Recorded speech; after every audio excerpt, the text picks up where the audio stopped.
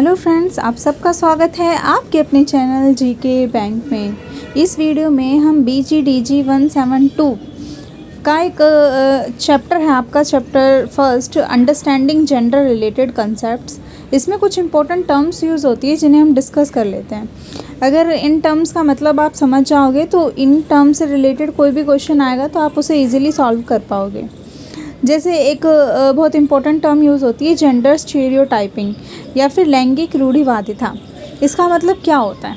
देखो, इसका मतलब ये होता है जब जो लोग हैं वो किसी चीज़ के बारे में, किसी भी जेंडर के बारे में, फीमेल या ट्रांसजेंडर, किसी के भी बारे में एक अपनी पहले से एक राय बना लेते हैं और वो उस राय को वो बदलना ही नहीं चाहते कभी भी।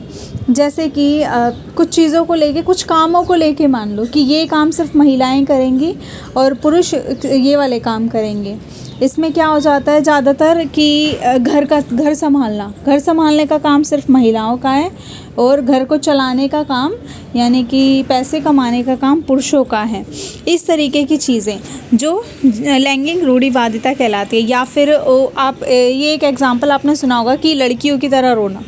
लड़कों को बोला जाता है लड़कियों की तरह क्यों रो रहा है, तो क्यों बोला जाता है? रोने का हक तो सबको है ना, लेकिन फिर भी ये बोला जाता है क्योंकि समाज का मानना है कि रो सिर्फ लड़कियां सकती हैं, लड़के नहीं रो सकते। बट ये गलत है। ये क्या कहलाता है? आपका लैंगिक रूढ़िवादिता। एक पहले से एक धारणा बनाई गई है ये। क्यों भाई, लड़कों को दुख नहीं होता, वो नहीं रो सकते? तो ऐसे एक अगला है आपका जेंडर बायस। इसके अंदर क्या होगा? लैंगिक पूर्वाग्रह।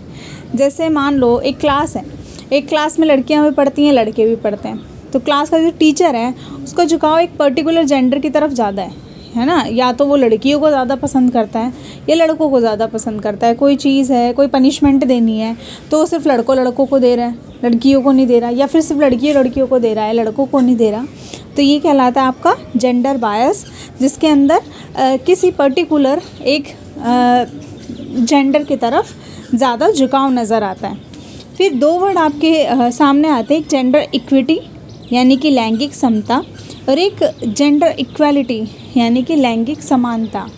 देखो, ये दोनों ना अलग अलग टर्म्स है, कई बार इनको सेम मान लिया जाता है। इनमें क्या अंतर है? अब अगर हम बात करें लैंगिक समानता की, लैंगिक समानता का मतलब होता है किसी भी तरीके का डिस्क्रिमिनेशन नहीं होगा। जैसा लड़कों को ट्रीट किया जा रहा है वैसे ही लड़कियों को ट्रीट किया जाएगा। और लैंगिक समता का मतलब ये होता है कि आप मान लो आपने कोई एक चीज़ डिसाइड किया, आप बच्चों को मैच देखने लेके गए या कोई मूवी दिखाने के लिए लेके गए या कहीं पर्टिकुलर जगह पे लेके गए। अब आप चाहते हो, आपका मोटो क्या है, एम क्या है आपका, कि सभी बच्चे उस मैच को, मान लो मैच दिखाने ले गए, मैच को देखें। तो अब मान लो वहाँ पे एक दीवार है, दीवार के उस तरफ देखना है। अब कुछ बच्चे लंबे हैं, कुछ बच्चे छोटे हैं। अब जो छोटे हैं उन्हें खींच के तो लंबा नहीं किया जा सकता ना। लेकिन आपको अगर आप समानता देखोगे कि भाई सबको ही नीचे खड़े होकर देखना है, तो जिनकी हाइट कम है वो तो मैच देख ही नहीं पाएंगे।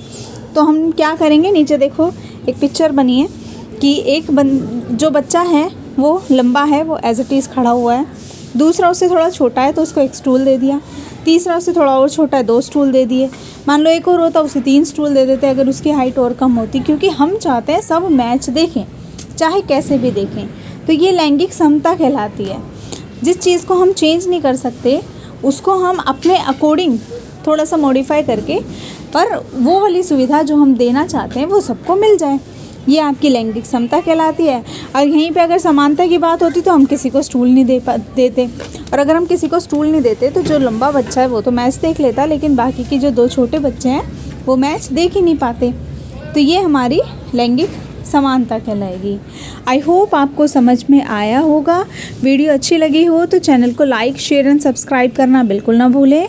साथ में बेल आइकन पर भी प्रेस करें ताकि आने वाली वीडियो की नोटिफिकेशन आपको मिलती रहे।